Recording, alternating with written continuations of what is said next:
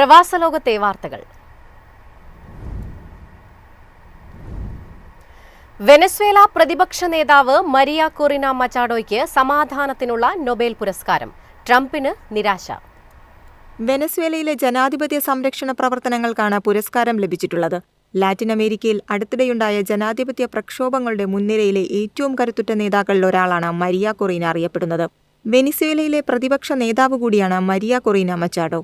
Nicholas Maduro വിജയിച്ച തെരഞ്ഞെടുപ്പിൽ വ്യാപക ക്രമക്കേടുകൾ നടന്നുവെന്നും ഫലം അംഗീകരിക്കില്ലെന്നും പറഞ്ഞ പ്രതിപക്ഷ കക്ഷികൾ നിരവിലിറങ്ങി പ്രതിഷേധിച്ചിരുന്നു. അഭിപ്രായ സർവേകളിൽ മരിയ കൊറീനയും ഗോൺസാൽവസും നയിച്ച സഖ്യത്തിന് വൻ വിജയം ലഭിച്ചെങ്കിലും മഡൂറോ വീണ്ടും അധികാരത്തിലെത്തുകയായിരുന്നു. US പ്രസിഡന്റ് ഡൊണാൾഡ് ട്രംപിന് നിരാശ നൽകുന്നതാണ് സമാധാന നോബൽ പ്രഖ്യാപനം. സമാധാന നോബലിന് തനിക്കാണ് അർഹതയെന്ന് ട്രംപ് ആവർത്തിച്ചു പറഞ്ഞിരുന്നു. News desk MyFin TV. UK-യിലേക്കുള്ള ഫാമിലി വർക്ക് വിസ അപേക്ഷകളിൽ വൻ കുറവ്. പുതിയ കുടിയേറ്റ നയങ്ങളാണ് തിരിച്ചടിയായത്.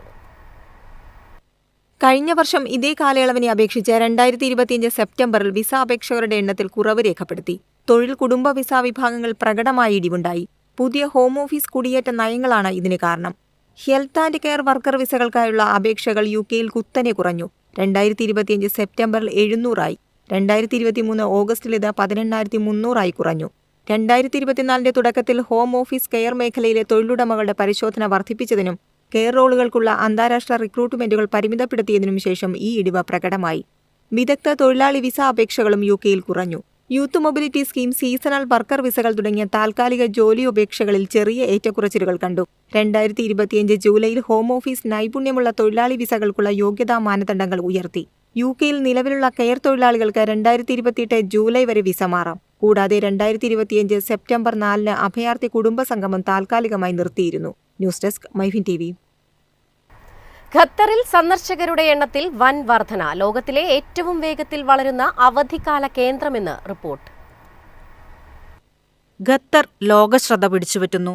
ബ്രിട്ടീഷ് പത്രമായ ദി ടെലഗ്രാഫും യാത്രാ വെബ്സൈറ്റായ ട്രാവൽ ഓഫ് പാത്തും അടുത്തിടെ പ്രസിദ്ധീകരിച്ച റിപ്പോർട്ടുകളിലാണ് ഇക്കാര്യം വ്യക്തമാക്കുന്നത്. വേൾഡ് ടൂറിസം ഓർഗനൈസേഷന്റെ അന്താരാഷ്ട്ര സന്ദർശക സ്ഥിതിവിവര കണക്കുകൾ അനുസരിച്ച് ഖത്തറിൽ 2019 മുതൽ സന്ദർശകരുടെ എണ്ണത്തിൽ വൻ വർധനവുണ്ടായതായി കാണിക്കുന്നു. 2019 മുതൽ സന്ദർശകരുടെ എണ്ണത്തിലുണ്ടായ വൻ വർധനവ് ഖത്തറിനെ വളർച്ചാനിരക്കിൽ മുൻപന്തിയിലെത്തിക്കാൻ സഹായിച്ചു. ബ്രിട്ടീഷ് പത്രമായ ദി ടെലഗ്രാഫിന്റെ റിപ്പോർട്ട് പ്രകാരം 2019 മുതൽ ഖത്തറിൽ അന്താരാഷ്ട്ര വിനോദസഞ്ചാരികളുടെ എണ്ണത്തിൽ 138% വർധനവുണ്ടായിട്ടുണ്ട്. 2024 ആയപ്പോഴേക്കും സന്ദർശകരുടെ എണ്ണം 50 ലക്ഷത്തിലധികമായി വർദ്ധിച്ചു. 2019 ഇത് 21 ലക്ഷമായിരുന്നു. 2022 ഫിഫ ലോകകപ്പിന് ശേഷം അടിസ്ഥാന സൗകര്യങ്ങൾ, സാംസ്കാരിക സ്ഥാപനങ്ങൾ, റിസോർട്ടുകൾ, മ്യൂസിയങ്ങൾ എന്നിവയിലെ നിക്ഷേപങ്ങളിലുണ്ടായ വർധനവാണ് വിനോദസഞ്ചാരികളെ ആകർഷിക്കാനുള്ള പ്രധാന കാരണമെന്ന് റിപ്പോർട്ട്. ഹമദ് അന്താരാഷ്ട്ര വിമാനത്താവളം വഴിയുള്ള മെച്ചപ്പെട്ട കണക്ടിവിറ്റി രാജ്യത്തിന്റെ ശേഷിയും വിമാന സർവീസുകളും വർദ്ധിപ്പിച്ചതും ടൂറിസത്തിന്റെ വളർച്ചയ്ക്ക് കാരണമായതായി കണക്കാക്കുന്നു. News desk MyFin TV. സൗദിയുടെ പുതിയ വിമാന കമ്പനിയായ റിയാദ് എയർ സർവീസ് ഈ മാസം ആരംഭിക്കും.